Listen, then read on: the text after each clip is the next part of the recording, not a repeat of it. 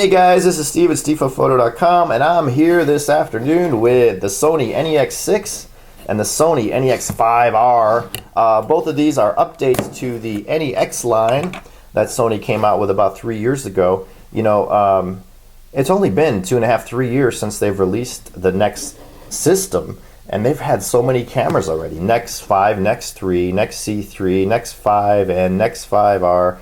You know, there's all kinds, NEX-6, NEX-7, and actually it's NEX. A lot of people say NEX, but it's NEX. That's how Sony, that's what Sony calls the cameras, the NEX. So this is the NEX-6, which is an update to the NEX, well, not an update, it's an all-new camera between the NEX-5R and the NEX-7, and I've done some tests between this guy and the 7, and I prefer the 6. It's the same exact build, same exact style, same exact feel. You get the EVF, you get the flash, and you have less megapixels on the sensor this time. So you're going to get better high ISO noise performance, which I've already tested, and this beat the NEX-7 without a problem.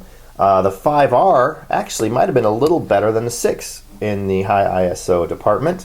Now the 5R, you're gaining, over the 5N, you're gaining a control dial here, which is really cool. It's like the one on the NEX-7. So you're not getting the tri-navy, but you're getting a single navy. So you're getting that, and you have your dial back here. Everything's customizable. The big thing about these two cameras, they now have contrast detect and phase detect autofocus. Much like the Nikon V1 when that came out, and it's still out, it had both, and it kicked some ass in the focus department, the autofocus. So these now have contrast detect and phase detect, making them faster with certain lenses. The lenses have to be compatible. And like I said, I made an RX1 video. The RX1 was actually focusing faster for me than the NEX-6 when I was shooting the other night at a fair. So another big thing with these cameras over the predecessors is the Wi-Fi. You can now use your smartphone to view what's going on live on your camera, as well as send pictures directly from your cameras to Facebook, to your phone, etc. So these are like Wi-Fi hotspots, and you can use your smartphone to do cool things with it. So that's an added thing over the old versions. So are they better? Is this better than the 5N? Sure it is. You have the better control, the better high ISO, and you have the Wi-Fi about the same price. Is this better than the 7? Sure, I think so, because you're getting better nighttime high ISO images. It's pretty much the same camera, but you're getting in what I feel is a better sensor. Also using wide-angle lenses on it, like say Leica, you're not going to get the off colors in the corner. So this, in the NEX line, may be just the best buy. You lose the tri-navy controls. You have this control here on the bottom, which is very slick, very solid, and you have your mode dial on top. So, and then you have your dial here. So you still have all the controls, they're just in different places. You still have all the customization and so forth. And on this camera, I have the new 35 1.8, which is actually a nice lens, and it's not going to break the bank. That's one thing about the Sony lenses. The non-Zeiss lenses, they're actually affordably priced, and you're getting really good performance.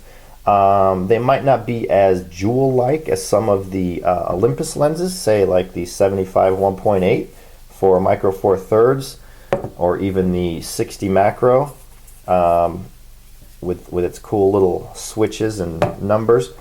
But the 35 1.8, you are getting a 50mm equivalent f1.8 lens for your NEX system. So that's a really cool lens. So something like the Zeiss 24, the Sony 35, the Sony 50. Those are really great lenses to have if you're an NEX person. A lot of people are really enjoying their NEX cameras, but there's so much competition out there today with the OMD, the Fuji X, X Pro and XE1 and X1. There's so many cameras out there. But the Sonys are good if you want APS-C sensor size, really good high ISO performance. Sony used to be the best in that department. I think Fuji has overcome them a little bit. But this is like $1,000 for the camera and the 16 to 50 kit zoom. There it is, the 16 to 50 kit zoom, which is an excellent kit zoom. It's very small, very compact, has a power zoom, good quality. I like it better than the original 18 to 55. As you could see, it's about half the size and it's black. So I don't know why they originally made these silver lenses. I think they thought they were being pretty slick and cool, but black lenses are always better in my opinion. But some like the silver, I don't know. Everything I say is my opinion, so you can like it or not, but that's my opinion. It doesn't have to be your opinion. So there you go, the NEX-6, basically a refresh and an update to the NEX-7 in my opinion, even though it's numbered down. I feel it's a better camera for many reasons. The NEX-5R, the refresh update to the NEX-5N. Again, Sony improved things. It's not like a groundbreaking improvement. If you want Wi-Fi and this control dial, you can upgrade, but if I had a 5N, I probably would not upgrade to the 5R because it's not revolutionary. It's not like a huge step forward, it's evolutionary.